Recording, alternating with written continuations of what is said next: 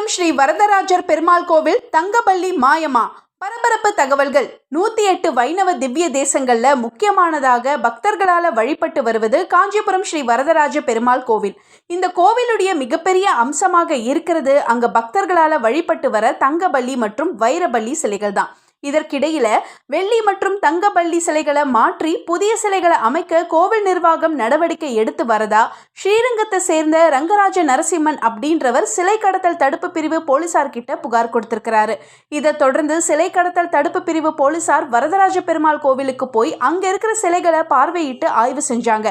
அதோடு கோவிலில் பணிபுரியும் எல்லார்கிட்டையும் தீவிர விசாரணை நடத்தி முடிச்சிருக்காங்க.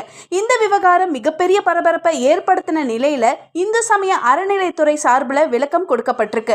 அதுல தங்கபள்ளி மற்றும் வைரபள்ளி சிலைகள் மாற்றி அமைக்கப்படுறதா எழுந்திருக்கிற புகார் முற்றிலும் பொய்யானது.